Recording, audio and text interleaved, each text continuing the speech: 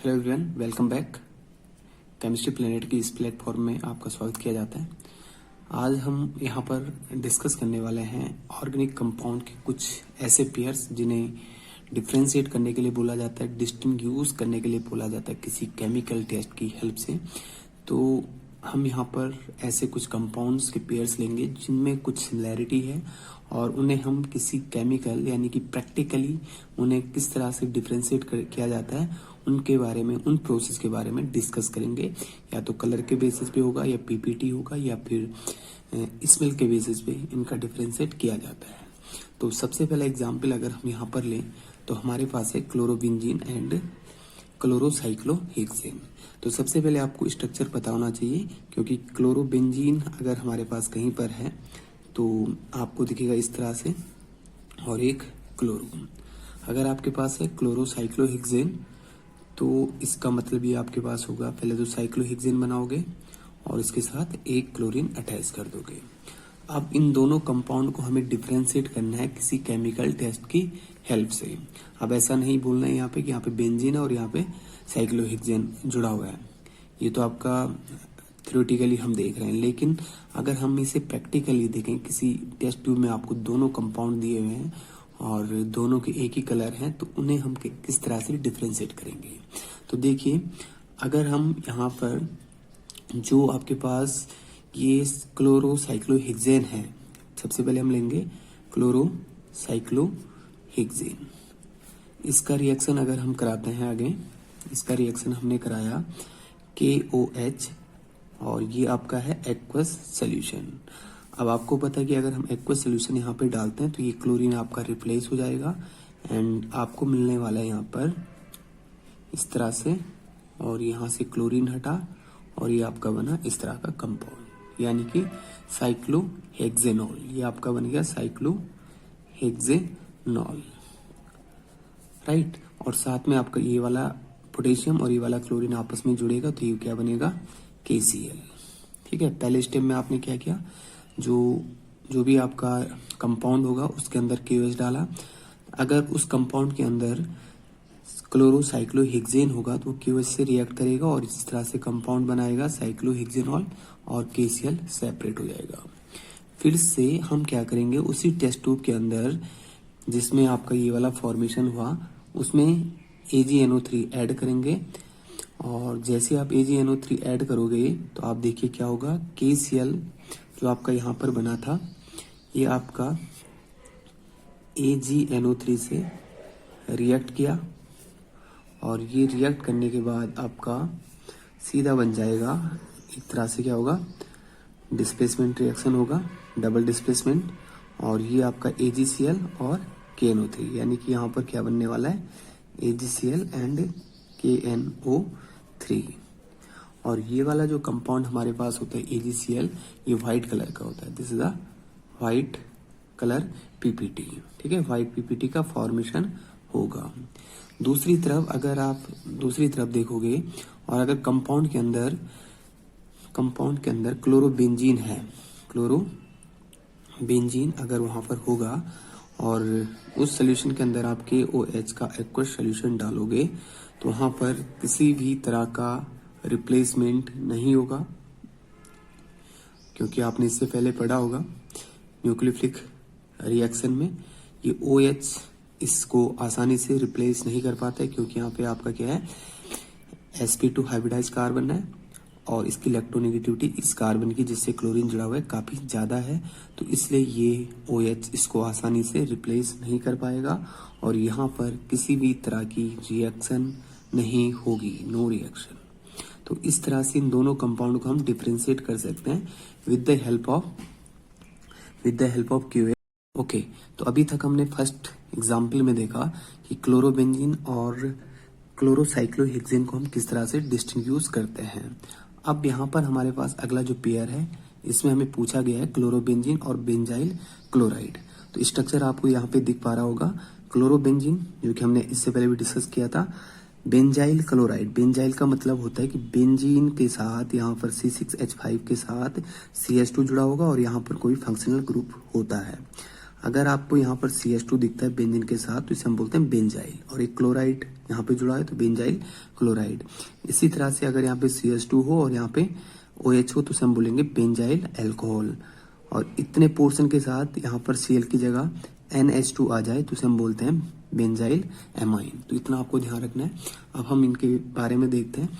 तो इससे पहले, क्योंकि ये आपका पूरी तरह से एरोमेटिक रिंग से जुड़ा हुआ क्लोरीन है, तो इसको OH से रिप्लेस करना मुश्किल है, और क्योंकि ये ओपन चेन में आपका क्लोरीन दिख रहा है तो इसे OH से रिप्लेस किया जा सकता है। तो सिमिलर वे जैसा हमने इससे पहले देखा था, अगर हम क्लोरोबेंजीन को KOH से रिएक्ट कराएंगे तो कोई भी रिएक्शन नहीं होगी, ठीक है।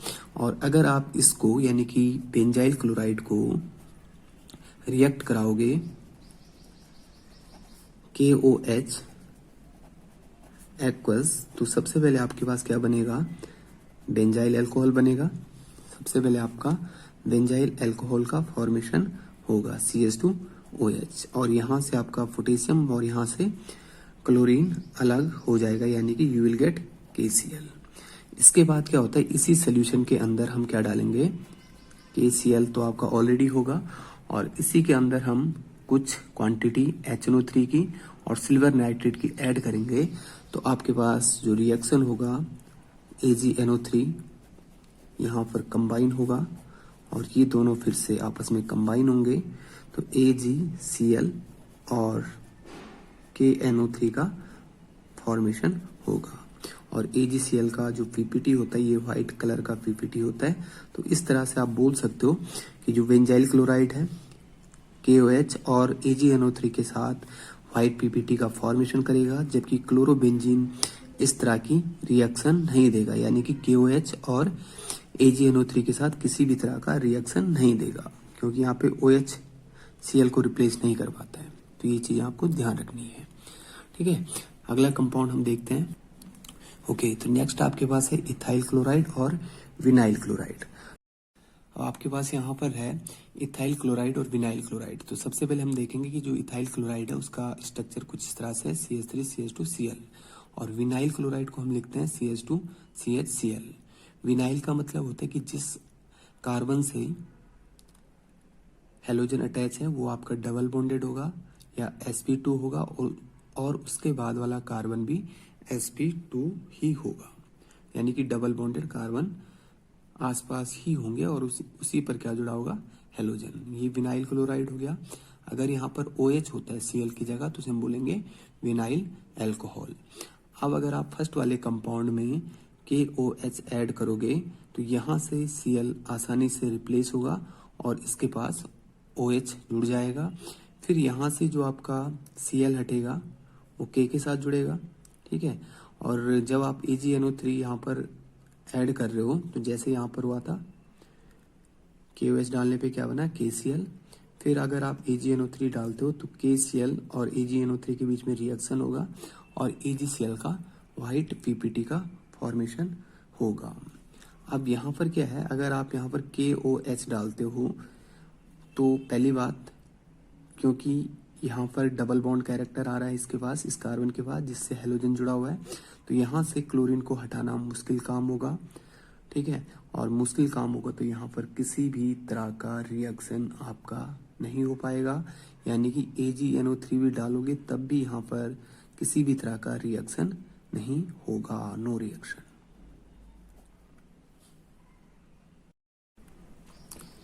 ओके, तो नेक्स्ट एग्जांपल आपके पास है कार्बन टेट्राक्लोराइड और क्लोरोफॉर्म।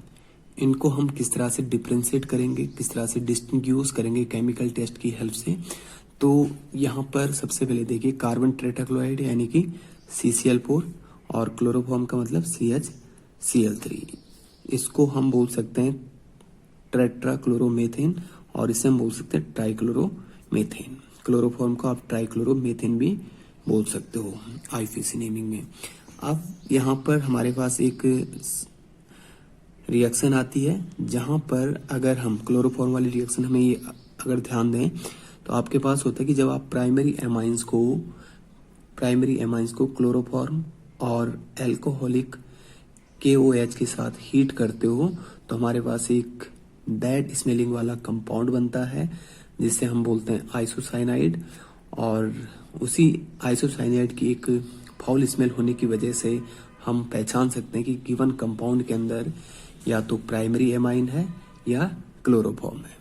तो अगर हम देखें यहाँ पर सबसे पहले हम क्या कर लेते हैं कि यहाँ पर एक एनिलीन ले लेते हैं, यानी कि NH2, और इसकी रिएक्शन हम कराते हैं CHCl3, यानी कि जो क्लोरोफॉर्म है उसको हमने एनिलीन के साथ, और आगे हम यहाँ पर ऐड कर रहे हैं KOH, और ये KOH आपका कैसा है, एल्कोहलिक। अब जब इनके बीच में रिएक्शन होती है, क्लोरोफॉर्म को हम प्राइमरी एमाइन या फिर हम कह सकते हैं यहाँ पे कि एनिलीन के साथ ऐड कर रहे हैं, और साथ में हमने यहाँ पे एल्कोहलिक KOH ऐड किया, तो यहाँ पर जैसे ही रिएक्शन होगी हीट करने पे जैसे ही रिएक्शन होगी, आपका यहाँ पर जो कंपाउंड बनेगा, जो प्राइमरी एमाइंस होगा, वो आपका आइसोसाइनाइड में चेंज हो जाएगा, यानी कि यहाँ पर NC ग्रुप आ जाएगा। ठीक है, और इस कंपाउंड का पूरा नाम होगा phenyl isocyanide, phenyl isocyanide, right. और ये जो कंपाउंड होता है एकदम अनप्लीजेंट स्मेल क्रिएट करता है। ठीक है, अनप्लीजेंट स्मेल क्रिएट करता है, तो इसलिए इस स्मेल की हेल्प से हम बता सकते हैं कि गिवन कंपाउंड, जो कंपाउंड है, या तो अगर टेस्ट ट्यूब में कहीं पे रखा हुआ है, अगर वहां पर क्लोरोफॉर्म है और उसके अंदर हम प्राइमरी एमाइन और KOH डाल दें और उसके बाद हीट करें तो फिनाइल आइसोसाइनाइड बनेगा। या फिर ये भी हो सकता है कि इस कंपाउंड में, ये जो आपका टेस्ट ट्यूब है, इसके अंदर पहले से ही प्राइमरी एमाइन रखा हो और उसके बाद हम क्लोरोफॉर्म या KOH ऐड कर दें, तो आपका कंपाउंड ये वाला बनेगा जो कि फाउल स्मेल देता है, और जिसके वजह से हम पहचान सकते हैं कि गिवन कंपाउंड आपका क्या है, क्लोरोफॉर्म है या फिर उसके अंदर क्या है, एनिलीन है। ठीक है, साथ में यहाँ पर जो अदर प्रोडक्ट बनेंगे वो आपके पास होंगे KCl और H2। अगर हम इसे बैलेंस करेंगे तो यहाँ पर आपके पास आएगा 3KOH, और सिमिलर वे यहाँ पर आपके पास आएगा 3KCl एंड 3H2O। और इस पूरी रिएक्शन को हम बोलते हैं कार्बाइल एमाइन टेस्ट या फिर आइसोसाइनाइड टेस्ट। ठीक है, तो ये आपका पूरा रिएक्शन क्या हो गया, इसको हम बोलते हैं कार्बाइल एमाइन। अब इसी तरह से अगर आप क्लोरोबेंजीन आपको दिया हो कहीं पे, क्लोरोबेंजीन, और N हेक्साइल क्लोराइड का मतलब हुआ कि 6 कार्बन वाला ओपन चेन वाला, 1 2 3 4 5 एंड 6, और इधर क्या जुड़ा होगा, क्लोरीन। ठीक है, अब इन दोनों को कैसे डिफ्रेंशिएट कर सकते हैं, हम डिस्टिंग्विश कर सकते हैं। इससे पहले भी हमने देखा था 1 2 3 4 5 6 कार्बन। अब ये तो आपका हो गया बेंजीन रिंग के साथ क्लोरीन जुड़ा हुआ है, तो इसको रिप्लेस करना तो मुश्किल होगा। इसको हम आसानी से रिप्लेस कर सकते हैं क्योंकि ओपन चेन वाला है, एलिफेटिक है और ये एरोमेटिक है। तो यहाँ पर अगर आप क्या करोगे, KOH और उसके साथ AgNO3 ऐड करोगे तो किसी भी तरह का रिएक्शन नहीं होगा। लेकिन अगर आप यहाँ पर क्या करोगे, KOH का सोल्यूशन डालोगे, एक्वा सोल्यूशन, और AgNO3 ऐड करोगे, तो आपको यहाँ पर ये वाला Cl हटेगा, इस Cl की जगह पे OH आएगा, और जो Cl यहाँ से हट रहा होगा वो सिल्वर के साथ जुड़कर AgCl का व्हाइट PPT देगा। यानी कि अगर आपको कहीं पे एलिफेटिक चेन में क्लोरीन दिखता है तो उसको आप सीधा क्या कर सकते हो, KOH और AgNO3 के साथ रिएक्शन करा के वहां पर व्हाइट PPT के फॉर्म में दिखा सकते हो, right. Chloroethane and bromo ethane. अब इन दोनों को कैसे डिफ्रेंशिएट कर सकते हैं, बहुत ही आसान तरीके से आप इन्हें कर सकते हो डिफ्रेंशिएट। तो क्लोरोइथेन का मतलब आपके पास C2H5 होगा और क्लोरीन जुड़ा होगा, यानी कि आप इसे CH3 CH2 Cl भी लिख सकते हो। ब्रोमोइथेन का मतलब CH3 CH2 Br। अब इनको कैसे डिफ्रेंशिएट करेंगे, तो सेम प्रोसेस हम यूज कर सकते हैं जैसे हमने इससे पहले देखा था। अगर हम यहाँ पर सबसे पहले KOH ऐड कर दें, KOH ऐड कर दें, और ये आपका कैसा है, एक्वस। तो क्योंकि ये ओपन चेन वाला है, sp3 कार्बन से क्लोरीन जुड़ा हुआ है, तो आसानी से इसे रिप्लेस किया जा सकता है। तो ये आपका बनेगा CH3 CH2 OH, और यहाँ से क्लोरीन हटेगा, K के साथ जुड़ेगा, तो ये बनेगा आपका KCl।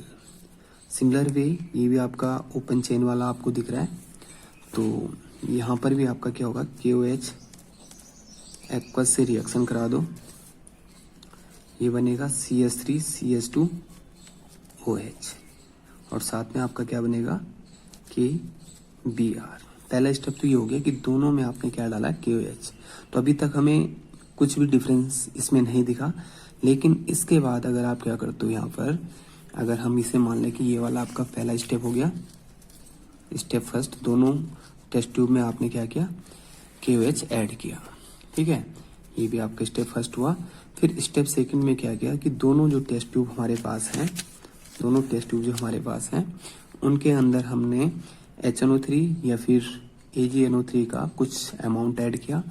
तो जैसे आप AgNO3 का कुछ अमाउंट ऐड करोगे, तो KCl क्या करेगा, KCl AgNO3 के साथ रिएक्ट करेगा, और ये आपका बनाएगा AgCl एंड KNO3। और AgCl आपका कैसा होता है, वाइट PPT होता है। अब अगर हम इस सोल्यूशन के अंदर यहाँ पर KBr बना, इसमें भी अगर AgNO3 डालें, AgNO3 ऐड करें, तो सिमिलर रिएक्शन होगी। थोड़ा सा डिफरेंस क्या आएगा कि यहाँ पर क्या बनेगा, AgBr बनेगा, और साथ में आपके पास KNO3 सेपरेट हो जाएगा। लेकिन जो AgBr होता है, ये आपका कलर होता है इसका येलो कलर, ठीक है, ये आपका कैसा होगा, येलो कलर का होगा, येलो PPT बनेगा, ठीक है, AgBr का येलो PPT। तो इस तरह से हम देख सकते हैं क्लोरोइथेन और ब्रोमोइथेन को आप डिफ्रेंशिएट कर सकते हो। दोनों सोल्यूशन में फर्स्ट स्टेप में क्या डालोगे, KOH डालोगे, एक्वस, दोनों में रिएक्शन होगी तो अल्कोहल दोनों में एक जैसा बन रहा है, लेकिन क्लोरो वाले में KCl बनेगा और ब्रोमो वाले में KBr बनेगा। फिर दूसरे स्टेप में आप क्या करोगे, AgNO3 ऐड करोगे। तो जैसे AgNO3 आप फर्स्ट वाले में ऐड करोगे, तो यहाँ पर AgCl का व्हाइट PPT और दूसरे वाले में येलो PPT का फॉर्मेशन होगा, जिससे हमें पता चल जाएगा कि कौन सी टेस्ट ट्यूब में क्लोरोइथेन है और कौन सी वाले में ब्रोमोइथेन है। ओके, नेक्स्ट आपके पास है 1,1 डाइक्लोरोइथेन, जिसे हम जेम डाइहेलाइड बोलते हैं, और दूसरा हमारे पास है 1,2 डाइक्लोरोइथेन, जिसे हम विसिनल डाइहेलाइड या विक डाइहेलाइड बोलेंगे, ठीक है। तो 1,1 डाइक्लोरोइथेन, सबसे पहले हम फॉर्मूले की बात करेंगे। तो 1,1 डाइक्लोरोइथेन का मतलब हुआ 2 कार्बन है, CH3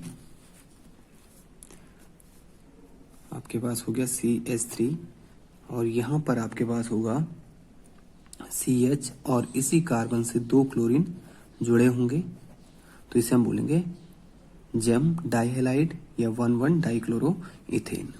दूसरी तरफ विसिनल का मतलब होता है कि एडजेसेंट कार्बन पे हेलोजन जुड़ा है। तो यहाँ पर भी इथेन है तो 2 कार्बन हुए, ठीक है, यहाँ पे CH2 आएगा, यहाँ पर भी CH2 आएगा, और इसके साथ 1 क्लोरीन, इसके साथ 1 क्लोरीन। तो जब एडजेसेंट के साथ 2 क्लोरीन जुड़े हों, 2 हेलोजन जुड़े हों, तो उसे हम बोलते हैं विसिनल डाइहेलाइड, और जब एक पे ही जुड़े हों तो उसे हम बोलते हैं जेम डाइहेलाइड। अब देखिए आगे, यहाँ पर अगर हम डिफ्रेंशिएट करने की कोशिश करें तो सिमिलर वे, क्योंकि यहाँ पर भी क्लोरीन है, यहाँ पर भी क्लोरीन है, अगर हम एक्वस KOH ऐड करें तो दोनों में रिएक्शन होगी, लेकिन जब रिएक्शन होगी तो दोनों में प्रोडक्ट का जो फॉर्मेशन होगा उसमें थोड़ा डिफरेंस आएगा, हीट करने पे थोड़ा सा डिफरेंस क्रिएट होगा। जैसे अगर हम जेम डाइहेलाइड का रिएक्शन KOH से कराएं, ये आपके पास कैसा होता है, पहले से आप देखते आ रहे हो, एक्वस। अब आपको पता है कि यहाँ पे 2 क्लोरीन है, दोनों रिप्लेस हो सकते हैं, तो इसलिए हम यहाँ पे क्या करेंगे, 2KOH। अभी हम इसे मान लेंगे पहला step, step number 1, step first आपके पास ये हुआ। अब यहाँ पर जब रिप्लेसमेंट होगा तो आप देखिए CH3, ये मैं CH ऐसा लिख लेता हूँ, ये OH आएगा, OH आएगा, ठीक है। और यहाँ पर भी आपका रिएक्शन अगर KOH के साथ कराओगे, यहाँ पर भी 2 KOH लिखना पड़ेगा आपको, एक्वस।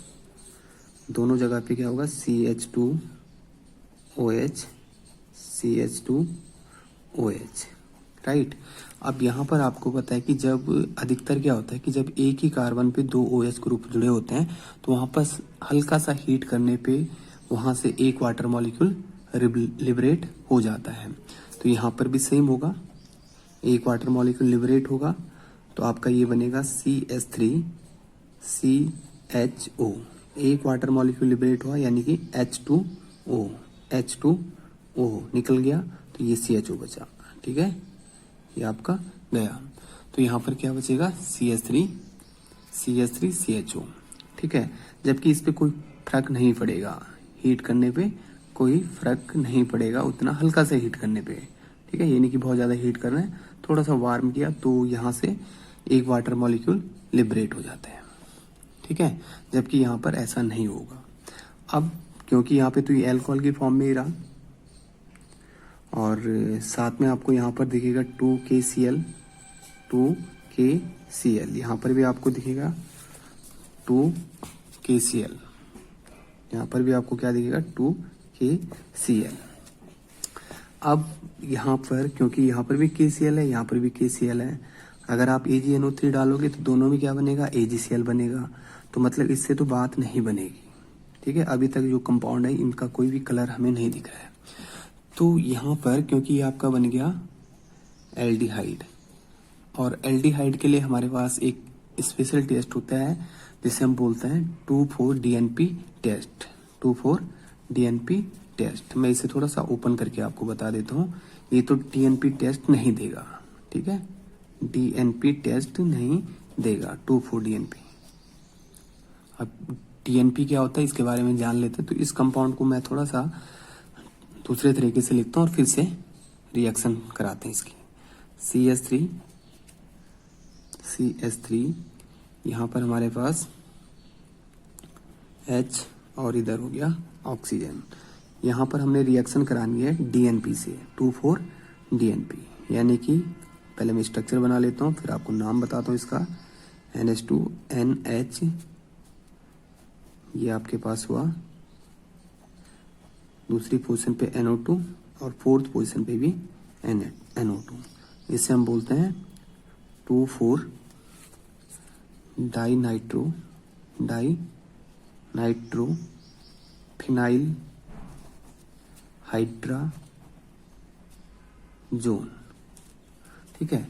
अब जब ये इससे रिएक्शन करेगा तो ये वाला वाटर मॉलिक्यूल यहाँ से हटेगा, तो कंपाउंड जो आपका बनने जा रहा है यहाँ पर वो आपका कुछ इस तरह से होगा, CH3, ठीक है, ये इससे कनेक्ट हो जाएगा, CH3 CH, और इससे नाइट्रोजन जुड़ेगा तो यहाँ पे क्या आएगा, डबल बॉन्ड, फिर आपका NH आएगा, फिर सेम स्ट्रक्चर आपका एज इट इज, ये NO2 और इसका नाम थोड़ा सा क्या चेंज हो जाएगा क्योंकि आपका ये एस्टल्डिहाइड था या इथेनॉल था, तो इसका नाम आ जाएगा इथेनॉल 2,4-डाइनाइट्रो फिनाइल हाइड्राजोन, या हाइड्राजाइन होगा, सॉरी, ठीक है। ये जो नाम आएगा ये आपका क्या होगा, हाइड्राजाइन स्टार्टिंग में होता है और जब ये कंपाउंड बना लेता है तो इसका नाम क्या जाता है, हाइड्राजोन।